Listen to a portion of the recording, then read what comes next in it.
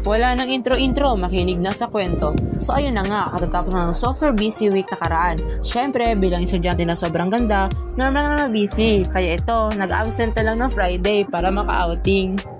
So ito na nga, nag-stop na kami dahil kailangan sumunod sa stoplight. Ganda kami, kaya masunurin din. Ay, parang baliktad. Basta yun na yun. O diba, larong ganda-gandaan sila dyan at knowing na ako talaga ang maganda. Cherries, nangasara talaga sila mukhang baka rider na kasama namin. Laro talaga.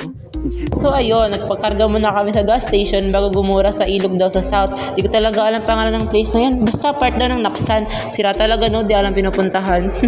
Ayun na, fast forward na, nakarating na kami sa Napsan, di mo na ako na-inform lang ito pala dito. Maling kantadya ang atake. May pa-video-video pa ang babae. Kala mo naman talaga kagandahan. Cherries. At talaga tinakpan namin itong napakasukal na daanan. Diyos ko. Diba? Mukha nag-proposition ang eksena nila na para bang may makukuhang ginto sa dulo. 5.5 daw muna kami. Nature holic daw ang eksena. 0.5 talaga yan, hindi pa yung 0.5 na bulo lang. Sherez! At ayan na nga, natatanong ko na sinasabi nilang ilog. Sana talaga di ako mabigo. Mga na daw sabi nila subong na talaga na mukhang kanal yan. Cherries! Mukhang maganda nga siya guys. Natatanong ko na, yes! So, free entrance kasi, why not? Kasi, gubat. Ano mag-entrance ka pa dito? Gubat. Napahirap pa mga client mo, diba? Free entrance. Wow! Oh my God, may free cottage din. San ka pa?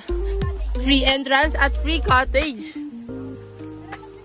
Oh my God, malalim. I love it.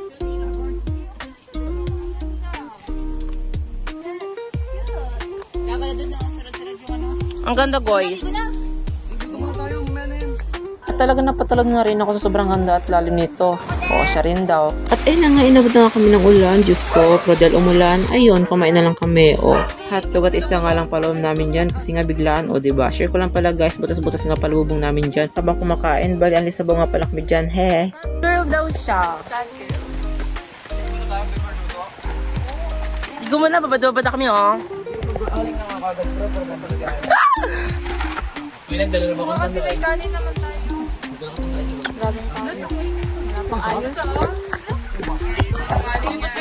Ayan, eksena pa. Inulan tuloy kayo ulit. Diba? Eksena kasi wag na sa may eksena. At ayun, bilang napag-isipan na lang namin na lumipat na lang ng place kasi nga umuulan na. Diba? Kasi nga malabo na yung ilog pag umuulan, diba? Correct. Hindi ko ba alam. Basta ang tanong ko dyan sa gubat. Buti nga hindi ako nabate, diba? Baka takot na sa kanang maingkanto. Charas! So, deserve namin ng chill. Deserve namin mag-relax. Bilang Konyo na student, kailangan din namin ng ganito. Yes, right. Okay, life update. So, it's just halfway palabas doon sa highway. So, could you imagine that? It's very far. It's very from the river that naniliguan namin. Super layo talaga.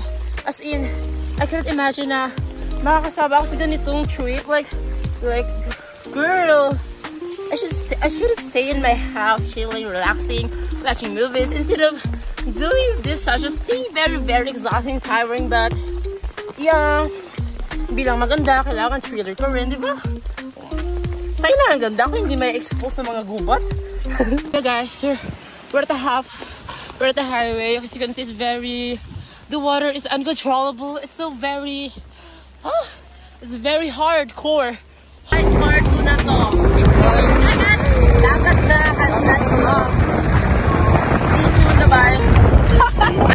Kada habang sa lupa'y para akong inaalon at nalulunod sa batikos ng mundo sa kung ano lamang ang kaya ko.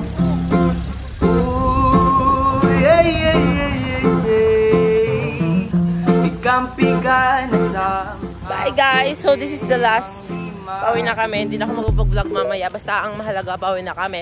Bye bye, stay tuned sa next vlog ng estudyanteng palagala at palakain. Bye bye. At habang buhay na mag-isa, kada habang sa lupa'y para akong inaalon